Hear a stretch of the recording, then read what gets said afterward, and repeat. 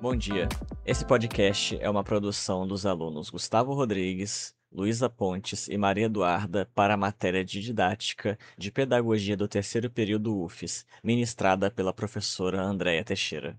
Meu nome é Gustavo, eu sou um homem branco, alto, de cabelo cacheado e curto e de óculos de armação dourada. Estou usando uma calça jeans azul e uma blusa vermelha escrito UFES. Bom dia, meu nome é Maria Eduarda, eu tenho 20 anos, sou uma mulher parda, tenho 1,62 de altura, um cabelo cacheado castanho escuro e estou vestindo uma calça preta com uma blusa de frio bege. Bom dia, meu nome é Luísa, eu tenho 20 anos, eu sou uma mulher branca, eu tenho 1,50 de altura, eu tenho cabelos escuros cacheados de um tamanho médio e eu uso óculos de armações pretas. No momento, eu estou usando uma camiseta preta da UFES e uma bermuda marrom. A entrevistada de hoje é a professora Maria Tereza. Boa noite, eu sou Maria Tereza, sou professora de artes visuais da Rede Municipal de Vitória. Eu sou uma pessoa de estatura mediana, pele branca, cabelo na altura da orelha, marrom escuro, castanho escuro. Meus olhos também são castanhos e eu tenho algumas tatuagens no corpo.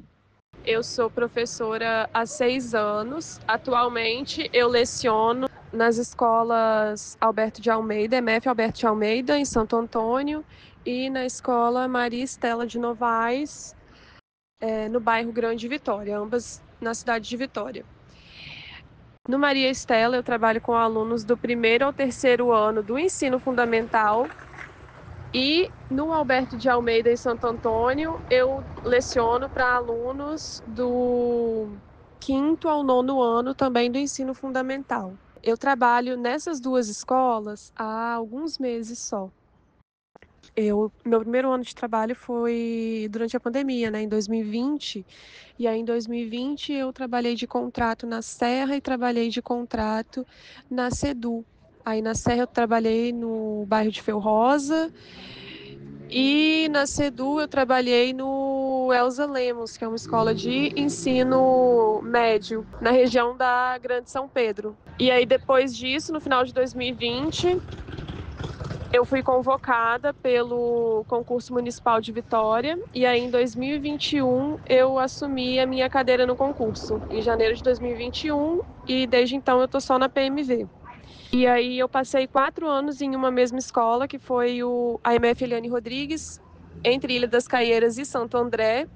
Mas no final desse ano eu pedi remoção, então agora eu estou há poucos meses nessas duas escolas que eu falei, entre Santo Antônio e Grande Vitória, né?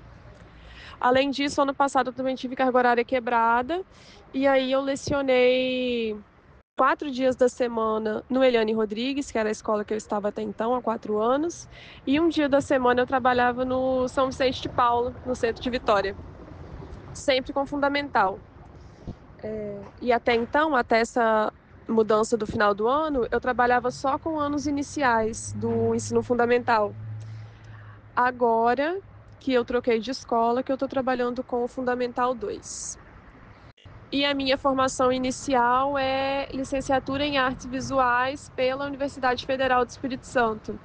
Eu estudei arte na UFES entre 2015 e 2019. Eu queria saber sobre as limitações e fragilidades em relação à convivência dos estudantes na sala de aula e se tem alguma relação com o interesse deles, essas limitações ou não, e se a relação com a família e entre os estudantes atrapalha isso. Pensando na minha disciplina especificamente, porque eu sou professora de arte, eu acho que as limitações, elas são mais de ordem institucional com os estudantes. Eu acho que a arte é uma matéria muito relacionada ao ver e fazer. Então, eu preciso ver a arte para fazer arte. E, além disso, existe o estudo teórico. Mas o estudo teórico não pode ser o único desenvolvimento de uma aula de arte. Uma aula de arte, eu não consigo conceber uma aula de arte que seja só teórica.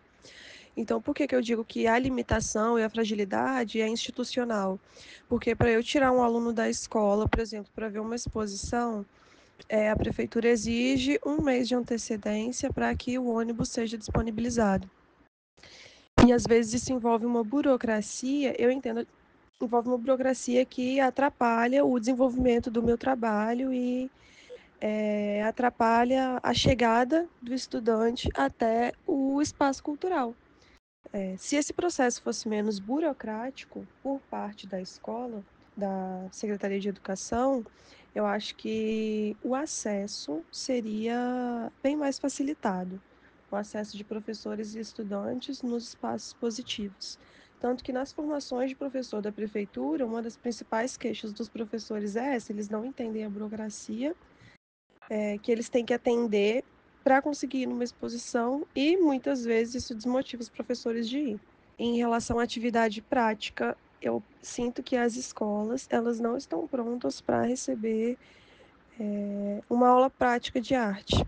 Algumas escolas sim, tem sala de arte, aí tem uma pia para manusear o material de produção artística, mas isso não é a regra, são exceções. Então, a aula de arte que precisa ser dinâmica e a produção prática dos estudantes acaba sendo prejudicada pela falta de estrutura da escola. Algumas escolas vão prezar pela adaptação para oferecer a aula da melhor forma possível. Outras não, vão querer que você trabalhe com o que você tem. E aí, nesses lugares em que você precisa trabalhar com o que você tem, o trabalho de arte se torna muito limitado. Eu não penso limitações e fragilidades em relação ao meu contato com eles. Assim, é claro que quando a gente trabalha em periferia tem muitos problemas que são de ordem social, assim, relacionado a uma falta de estrutura da família que garanta ao aluno a permanência na escola e o desenvolvimento em casa que dê continuidade ao trabalho da sala de aula. Talvez isso, mas a criança em si, eu acho assim, claro que tem alguns problemas que algumas crianças vão ter um comportamento desafiador, ou outras vão ter até algum transtorno não diagnosticado, e talvez isso pode atrapalhar o desenvolvimento, e isso pode ser uma fragilidade, mas ainda assim eu não percebo isso como uma limitação ou uma fragilidade da criança em si. Está muito mais relacionada ao adulto responsável por essa criança e as responsabilidades que ele precisa assumir para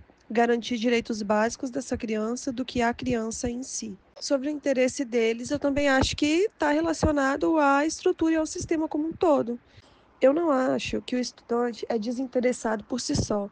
Eu acho que existe uma série de fatores que influenciam nesse desinteresse, sabe? É o fato de professores irem para a sala de aula extremamente cansados e muitas vezes o trabalho não ser desenvolvido da forma mais dinâmica e interessante possível. Eu acho que está relacionado a essa criança não ter uma rotina de estudo que faça com que aquilo chegue a parecer interessante para ela. Eu acho que também o interesse está relacionado à estrutura da escola. Como eu disse, uma aula de arte. Se eu quiser fazer uma aula só teórica, eu tenho ali toda a estrutura para fazer uma aula só teórica. Mas se eu quiser tornar minha aula prática, eu não tenho essa estrutura em muitos lugares. Essa estrutura não existe. Fora isso, existem os problemas pessoais que são sociais, como eu falei, né?